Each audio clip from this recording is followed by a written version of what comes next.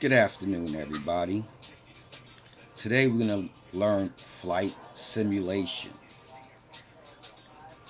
If you want to be a pilot, you cannot be a pilot unless you're in a simulator for at least a year, especially in the military.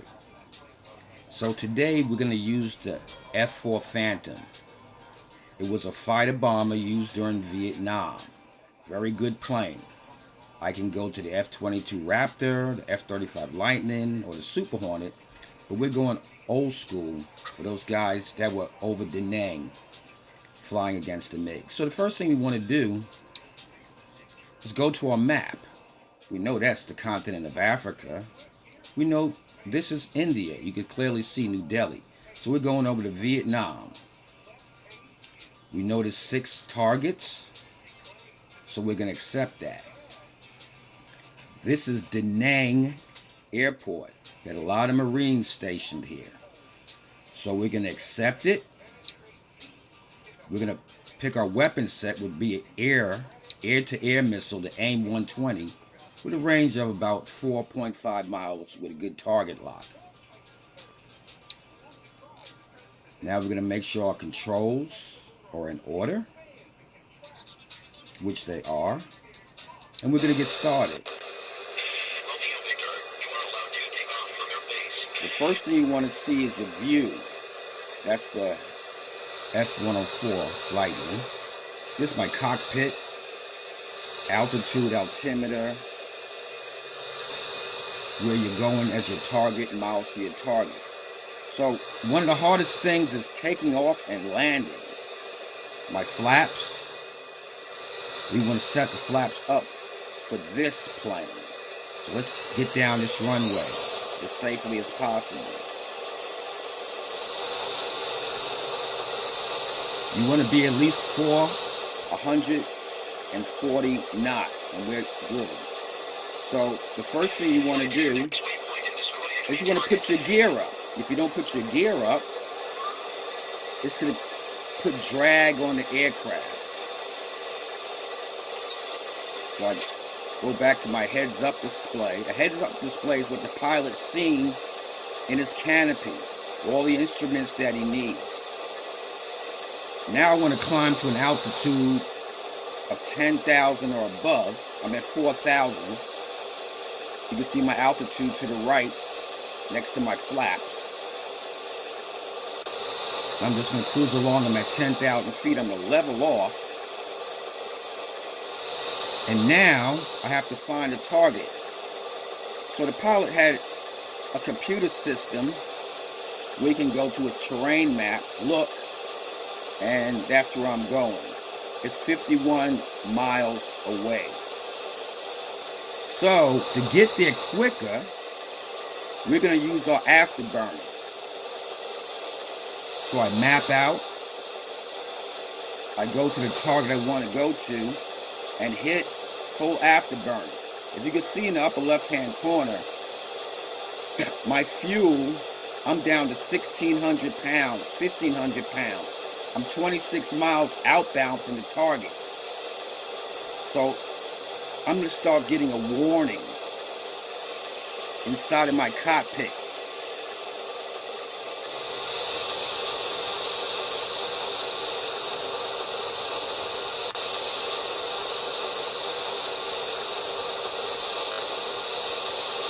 So right now, I'm going to switch to the AIM missile and start looking. It should be to my west. And I think I'm going to get a lock. I have tone, and fire, shaft out.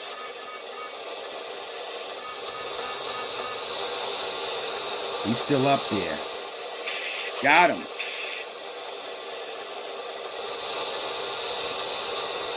We're going to check the map, but this plane is 8 miles outbound.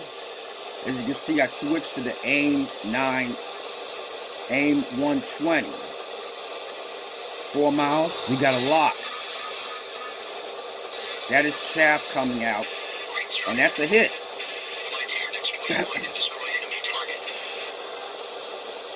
We got 2 MiGs, 7 miles around. I have to make a turn. Make sure I don't overshoot. I'm doing 1,123 miles an hour, which is Mach 1. I see the MiG. I actually like flying at nighttime. I took a couple of hits. The 104 is a very durable plane. Next target, 10 miles, outbound, MiG. We want to get a target lock. And they should be coming up pretty soon. Here's one to my east. We used the countermeasure. I shot him twice. I got 4 missiles left. He's done. Now for the hard part, people. We gotta land this big ass stud. So, I'm gonna line up for Da Nang, which is 61 miles outbound. Instead of taking all your time, I'm gonna use my afterburner because I still have 1,100 pounds of fuel left, and that should be more enough to get me back to Da Nang. And there's Da Nang right there. This is not as easy as you think.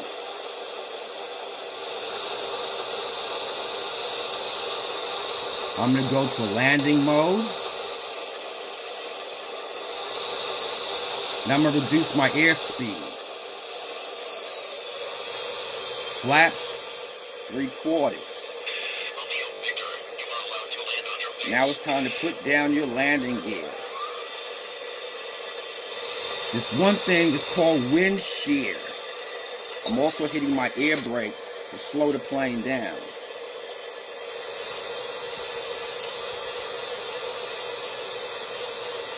I can see the airfield, but what I do have is a lot of cloud cover. So what I'm going to do is approach the airfield, and it's called doing a flyover. That's to check if there's a lot of wind shear, airspeed. As you can see, the airport, Da Nang, is bottom to your left-hand side. So normally with this plane, unlike the vertical liftoff and takeoff vehicles like the Harrier and F-35 Lightning, which is very hard to do, I'm going to do a routine landing. So I'm hitting my air brake, and I'm only 1.5 miles away from landing. And that's not going to be sufficient at 300 miles an hour. You don't want to break your landing gear and crash. There is no perfect landing. They are, but sometimes they're not. So I'm 3 miles away. So now what I want to do is hit my air brake and turn so I can see. It's called visual landing, or VFR. You're doing it physically. I'm 3 miles outbound, but I got to bring my airspeed down. So you see my airspeed is down to 195, 190.87. Ideal is between 165 and 170. So now I want to see. I want to check that my landing gear is down, my airspeed is good. Actually, this is exhilarating, and it gets your heart pumping.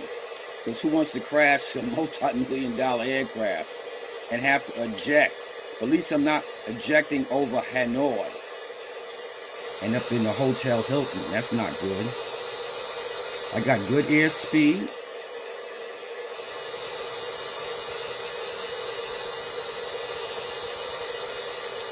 Now you don't want to come straight down. You want your nose of your plane to be a little bit up. I'm down, and I'm alive, and my heart is still racing. I hope you enjoyed your first flight mission. Our next one will be ground targets. It's powered down.